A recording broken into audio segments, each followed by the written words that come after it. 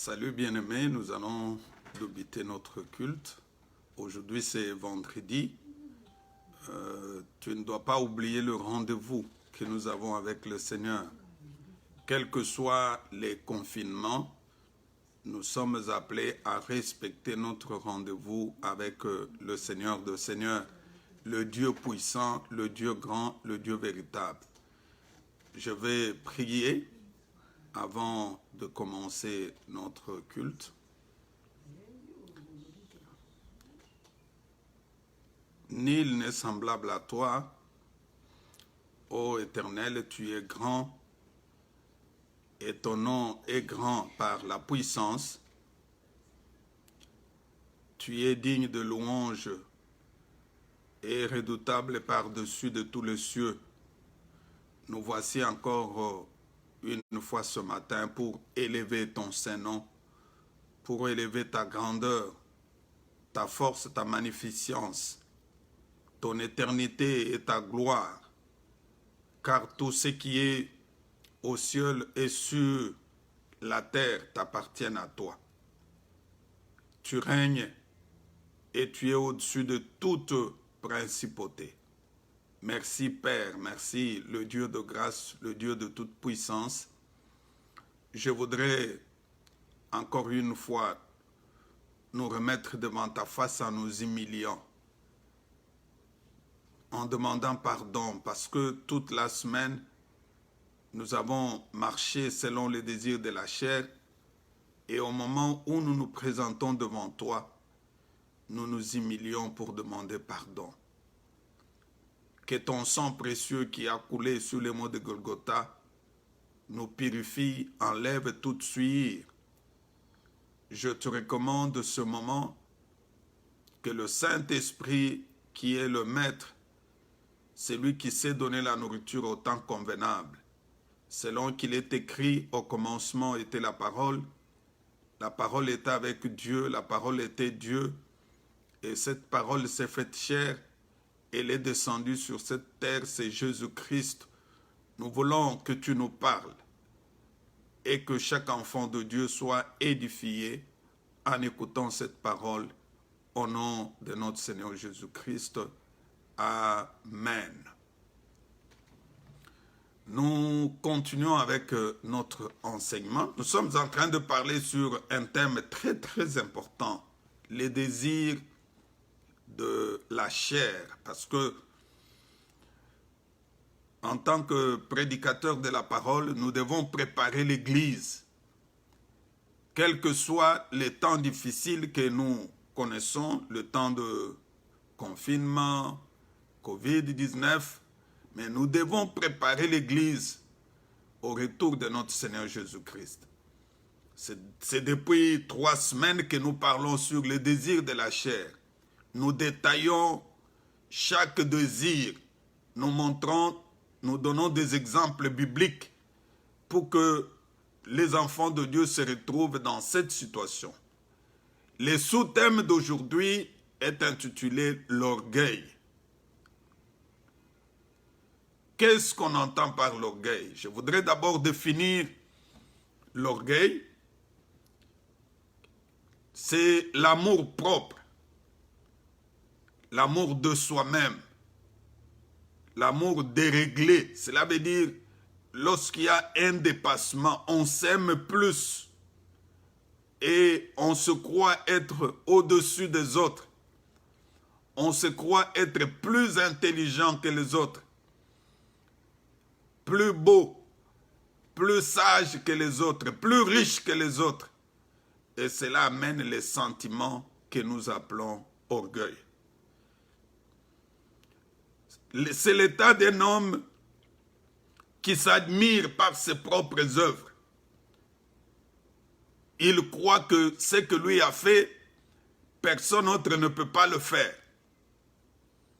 Et quand quelqu'un cherche à s'égaler même à Dieu, à ce moment-là, ça devient mauvais. C'est ce que nous allons parler aujourd'hui sur l'orgueil. Toi qui me suis, sois vraiment attentif pour notre message et je sais que tu seras vraiment édifié. Nous allons lire les Écritures. pour voir d'abord l'origine et quand est-ce que l'orgueil a commencé. Lisons Ésaïe, chapitre 14, le verset 12 à 15. Je vais lire au nom de Jésus. Te voilà tombé du ciel, astre brillant, fils de l'aurore. Tu es abattu à terre, toi le vainqueur des nations. Tu disais en ton cœur, je monterai au ciel, j'élèverai mon âme au-dessus des étoiles de Dieu. Je m'assiérai sur la montagne de l'Assemblée, à l'extrémité de Stramplion. Je monterai au sommet de nuées, je serai semblable au Très-Haut.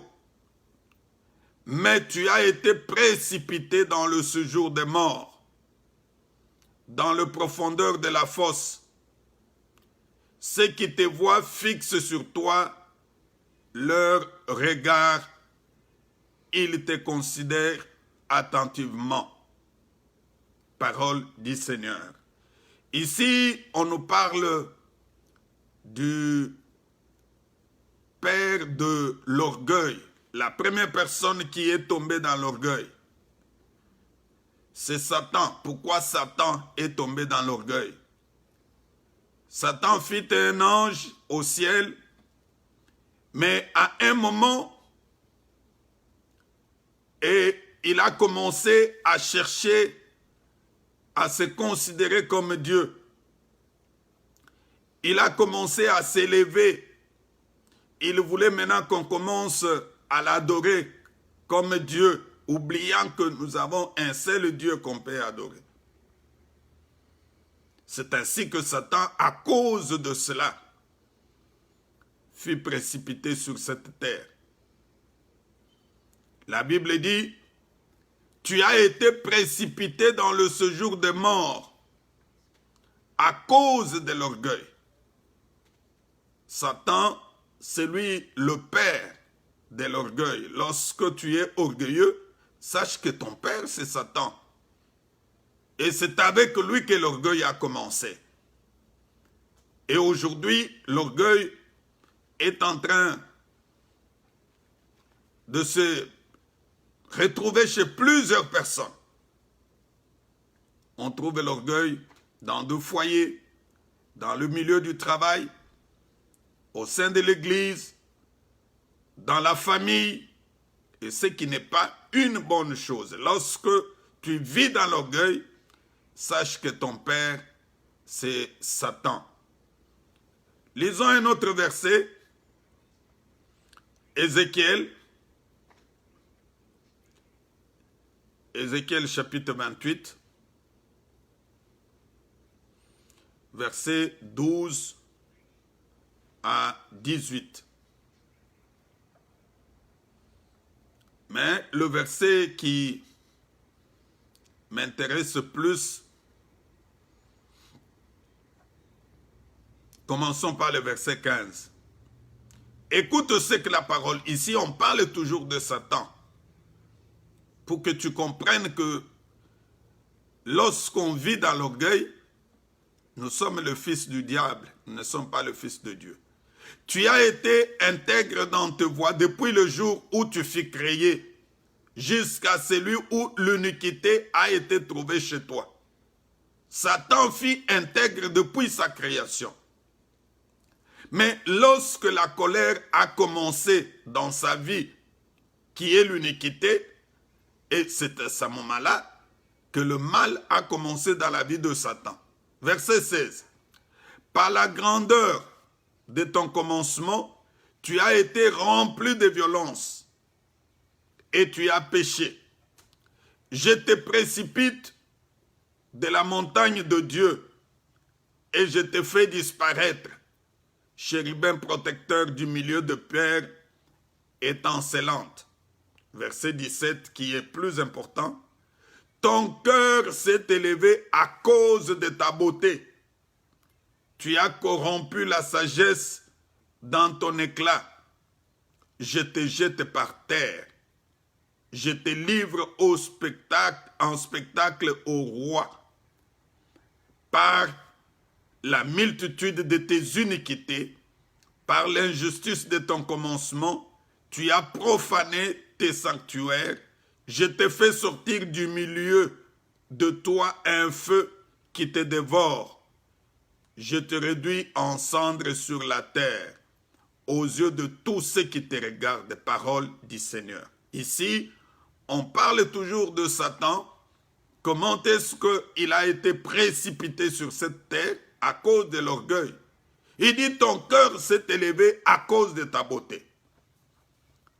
Peut-être aujourd'hui, tu te crois plus beau, plus belle, et c'est ce qui t'amène à être orgueilleux. Tu te crois que moi, je suis plus beau que tout le monde. En dehors de toi, il n'y a pas quelqu'un d'autre. Moi, j'ai étudié plus que les autres. Moi, j'ai beaucoup d'argent plus que les autres. Aujourd'hui, qu'est-ce que nous ne voyons pas? Il y a des milliardaires qui sont en train de mourir, qui sont en train de laisser des comptes en banque. Mais leur orgueil est allé jusqu'où? L'orgueil, à un certain moment, va s'arrêter. C'est pour te dire que Satan est le père de l'orgueil. Il dit, tu as corrompu ta sagesse par ton éclat. Je te jette par terre. Lorsque tu vis dans l'orgueil, bien-aimé, sache que l'orgueil va t'amener à la chute. L'orgueil va t'amener à la ruine, à la destruction. Les orgueilleux ne réussissent pas dans leur vie. Aujourd'hui, avec tout ce que nous connaissons dans le monde, quelque part, il y a eu l'orgueil. Certains n'ont pas voulu entendre les autres. Certains n'ont pas voulu écouter les autres. Ils se disent non. Moi, j'ai des spécialistes dans mon pays qui peuvent faire ceci, qui peuvent faire cela. Mais tout ça, c'est à cause de quoi? De l'orgueil. Et l'orgueil est toujours accompagné de la fierté lorsque on est très fier de soi-même.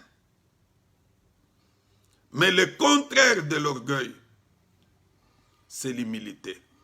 Voilà ce qui est bon. Voilà l'attitude qu'on doit trouver dans la vie d'un enfant de Dieu. Mais toi, quand tu vis dans l'orgueil, sache que ce n'est pas une bonne chose.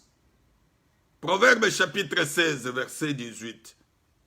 Écoute ce que la parole de Dieu dit. L'arrogance précède la ruine et l'orgueil précède la chute.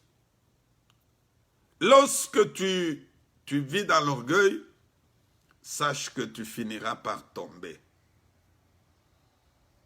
Lorsque tu te crois détenir la connaissance, cela veut dire c'est seulement ce que toi tu parles qui est vrai. Seulement tes opinions, tes points de vue qui peuvent être acceptés par les autres. Non, ça c'est de l'orgueil. Dieu ne peut pas marcher avec un orgueilleux. Je vais parler sur quelques catégories d'orgueil. Il y a d'abord l'orgueil d'apparence. L'orgueil qui se fait voir au vu de tout le monde. Un orgueilleux, quand quelqu'un te voit, on parle de toi. Non, celui-là, c'est un orgueilleux. Tout le monde reconnaît que tu es orgueilleux. Lisons 1 Samuel, chapitre 16, verset 7. L'orgueil d'apparence. Peut-être tu es aussi dans cet orgueil-là. Écoute ce que les Écritures disent. Je préfère qu'on commence par le verset 6. Lorsqu'ils entrèrent, il s'est dit en voyant Eliab, certainement, loin de l'Éternel est ici devant lui. Et l'Éternel dit à Samuel, ça c'est Dieu qui a parlé au prophète Samuel, lorsqu'on devrait maintenant oindre le roi. Dieu, après avoir rejeté Saoul, il devrait oindre le roi. Il a dit à Samuel d'appeler Isaïe, de venir avec ses enfants. C'est parmi ces enfants-là qui devrait choisir le remplaçant de Saoul. Isaïe est venu avec tous les enfants. Mais il y a un qui n'était pas venu. Celui-là était encore en brousse. Écoute la réponse de Dieu. L'Éternel dit à Samuel, ne prends point garde à son apparence et à la hauteur de sa taille, car je l'ai rejeté. L'Éternel ne considère pas ce que l'homme considère. L'homme regarde à ce qui frappe les yeux, mais l'Éternel regarde le cœur. Tu comprends que un orgueilleux, lui, doit se fier beaucoup sur l'apparence, sur la hauteur, sur sa taille.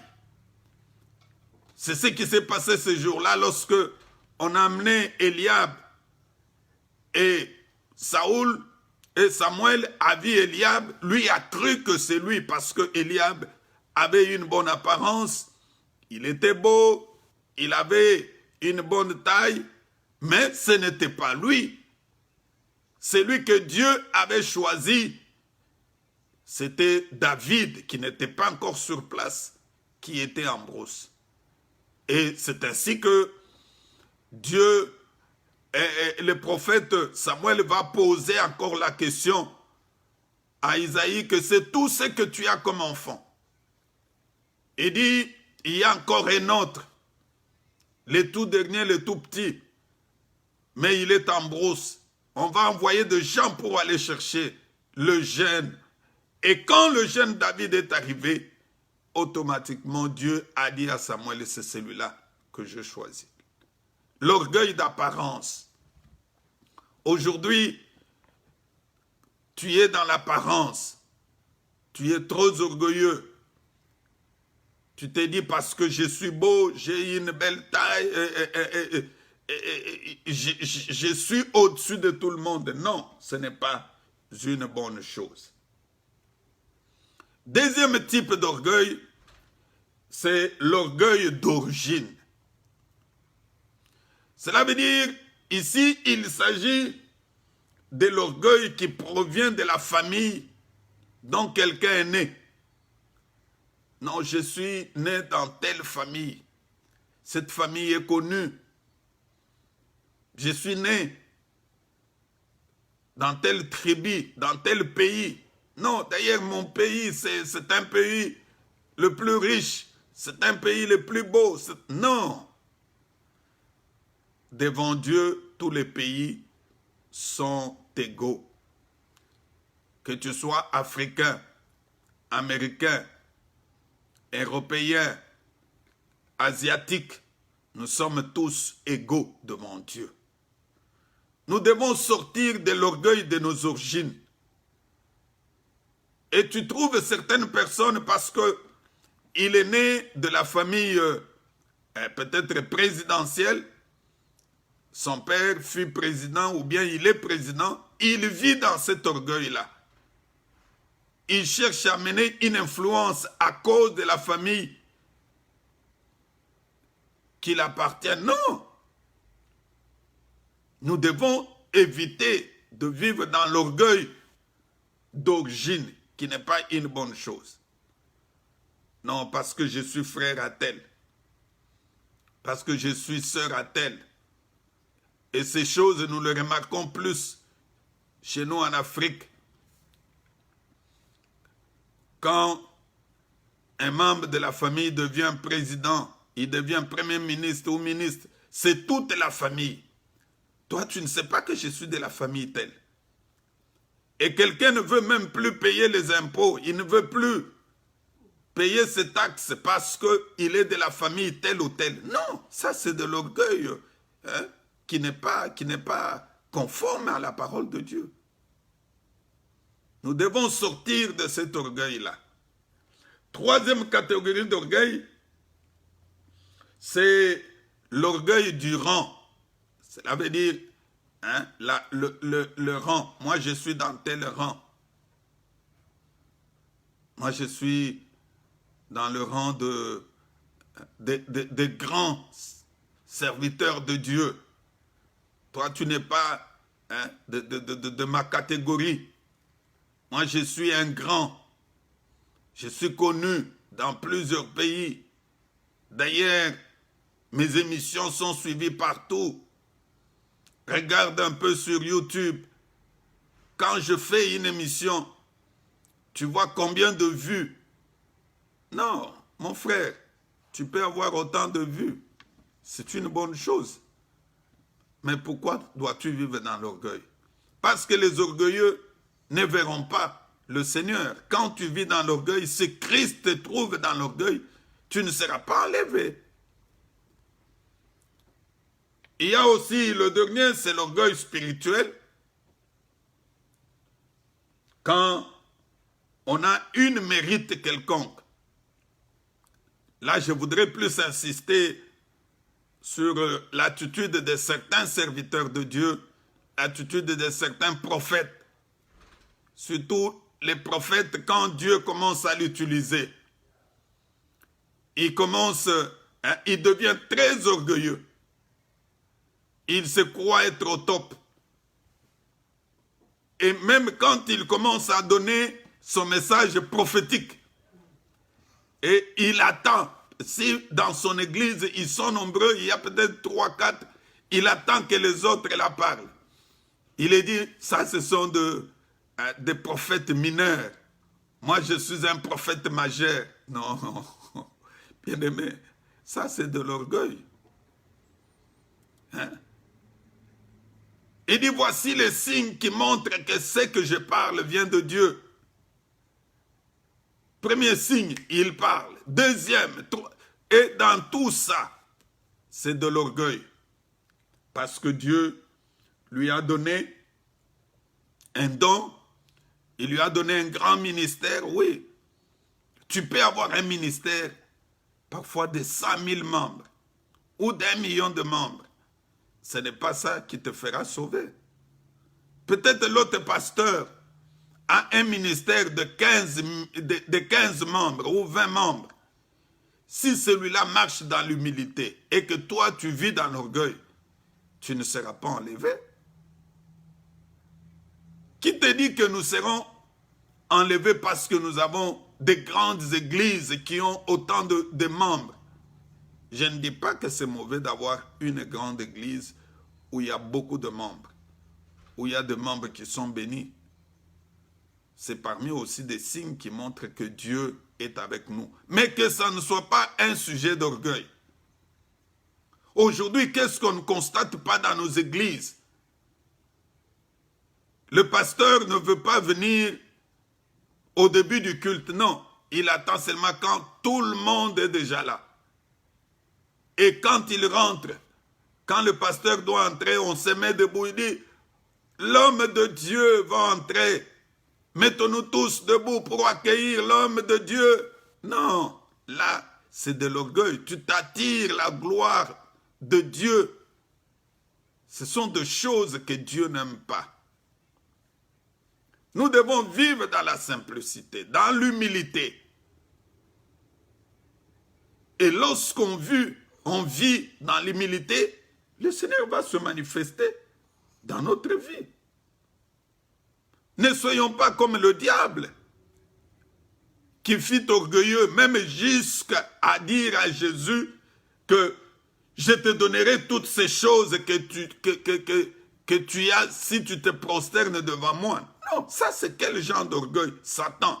J'aimerais qu'on lise ce verset-là, c'est très très important. Écoute, l'orgueil, à quel niveau ça a mené même Satan. Il dit à Jésus de s'agenouiller devant lui. Ils sont dans le livre de Matthieu. Matthieu chapitre 4, versets 8 à 9.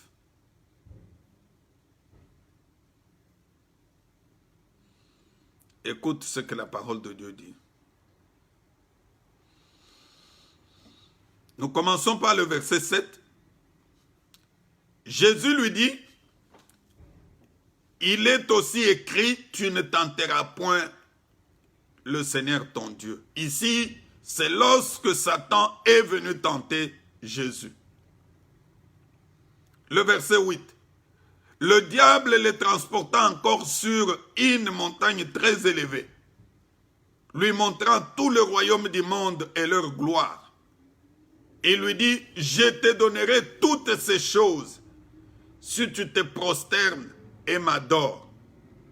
Jésus lui dit, retire-toi Satan, car il est écrit, tu adoreras le Seigneur ton Dieu et tu le serviras seul. Parole du Seigneur. Bien-aimé, regarde le père de l'orgueil, le diable. Il vient tenter Jésus.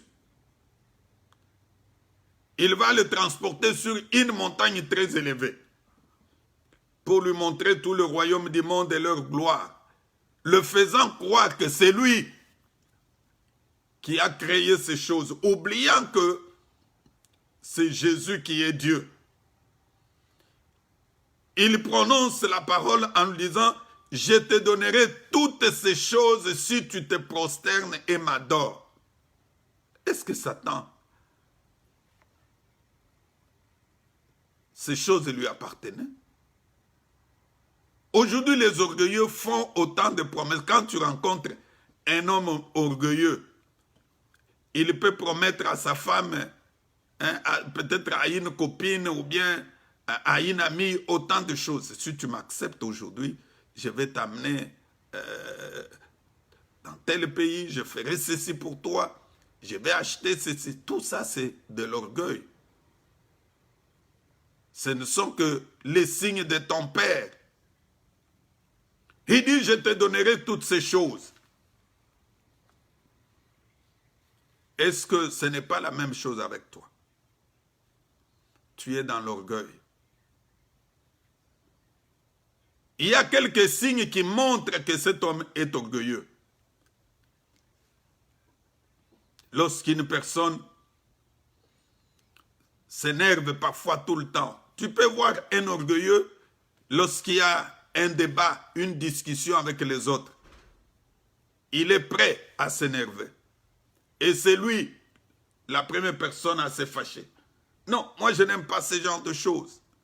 Non, ça c'est de l'orgueil.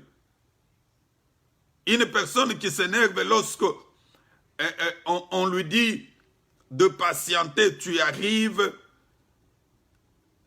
tu trouves une file d'attente, tu dois attendre. Non, un orgueilleux ne peut pas attendre. Non, moi je suis trop pressé. J'ai beaucoup à faire. Non, ça c'est de l'orgueil. L'orgueilleux préfère toujours la première place quand il arrive, soit dans une conférence ou bien dans une réception. Un orgueilleux veut toujours qu'il soit placé en première position. Non. Quand tu arrives à un endroit, à une manifestation, à une réception, c'est le protocole qui doit te présenter la place. C'est mieux qu'on te mette même derrière et après on te dit non, s'il te plaît, ta place n'est pas ici. Viens, on va te montrer une bonne place. Et là, on t'amène à la place d'honneur. Tu vois que ça fait du bien. Que lorsque tu t'es mis à la première place, à un moment, le protocole vient. Il te dit non. Ça, c'est une place réservée à d'autres personnes. Mais toi, debout, on va te montrer ta place. Et là, ça devient très dangereux. C'est pas bon. Toi qui vis encore dans l'orgueil jusqu'aujourd'hui, le Seigneur t'envoie cette parole pour que tu puisses t'en débarrasser. Les orgueilleux ne verront jamais la gloire de Dieu. Ils ne verront jamais la main puissante de Dieu. Proverbe 16. Écoute ce que les Écritures parlent toujours sur l'orgueil. Proverbe 16, chapitre 5. La Bible dit, tout cœur hautain est en abomination à l'Éternel. Certes, il ne restera pas impuni. Lorsque tu es hautain, tu es orgueilleux, sache que tu vis en abomination. Et la Bible dit qu'il ne restera pas impuni. Cela veut dire que tu recevras une punition. Peuple de Dieu, je voudrais terminer le message de ce matin. Est-ce que tu ne vis pas dans l'orgueil, toi mon frère, ma soeur, qui est en train de me suivre? Tu te crois avoir beaucoup d'argent plus que les autres. Vanité de vanité, tout est vanité. La Bible dit, à quoi sert à un homme de gagner le monde entier et de perdre sa vie? Tu peux avoir beaucoup d'argent, oui, c'est une bénédiction, c'est bon. Mais que cet argent soit utilisé pour la gloire de Dieu. Quand tu as beaucoup d'argent, c'est pour avoir autant de femmes. Tu as une femme dans telle commune, telle... Non. Les orgueilleux ne verront pas la gloire de Dieu. Lisons Jacques, le dernier verset, Jacques chapitre 4, verset 6. La parole de Dieu dit ceci. Jacques, chapitre 4, verset 6. La Bible dit, il accorde au contraire une grâce plus excellente. Dieu t'accorde une grâce plus excellente ce matin en écoutant cette parole. C'est pourquoi l'Écriture dit, Dieu résiste aux orgueilleux et il fait grâce aux humbles. Mon frère, ma soeur, toi qui m'as suivi en direct et qui vas me suivre après, c'est une grâce. Aujourd'hui, nous devons sortir de l'orgueil. Même moi qui vous parle, je ne dois pas m'enorgueillir. Qu'est-ce qu'on ne voit pas? Nous qui vivons à l'étranger de nos pays, quand quelqu'un quitte la France, la Belgique, l'Allemagne, quand il vient des États-Unis, il arrive dans son pays, peut-être au Congo, et il est orgueilleux. Il fait voir aux autres qu'il est mieux, qu'il est plus que les autres. Non. Aujourd'hui, la mort, c'est partout. Les gens meurent en Afrique, en Europe, aux États-Unis, au Canada. C'est pour montrer à l'homme que vanité de vanité, tout est vanité. Inclinons nos têtes, nous allons prier. Père, merci pour la parole d'aujourd'hui. Tu as voulu que nous puissions partager sur ce thème très important, l'orgueil. Les Écritures nous montrent que tu résistes aux orgueilleux, mais tu fais grâce aux humbles. En nous envoyant cette parole, tu veux que nos vies changent, que nous sortons de cet orgueil qui s'est incarné dans nos vies depuis des années, parce qu'on s'est dit, je suis de telle famille, de tel pays, de telle tribu. Ma famille est reconnue comme la famille la plus riche du monde. Non. Je voudrais que mes bien-aimés qui vont suivre ce message prennent le temps de s'humilier devant ta face. Si le diable a été précipité sur cette terre et que c'est lui le père de l'orgueil, aujourd'hui, nous le chassons, nous le refusons, nous ne voulons plus lui appartenir au nom de Jésus-Christ. Merci Père, merci pour cette parole. Sois loué, sois glorifié. Au nom de notre Seigneur Jésus-Christ. Amen. Tu peux suivre ce message sur notre chaîne YouTube, Cité de la gloire de Dieu. Et j'insiste pour que nous puissions nous abonner. Quand tu es abonné et que tu appuies La cloche qui est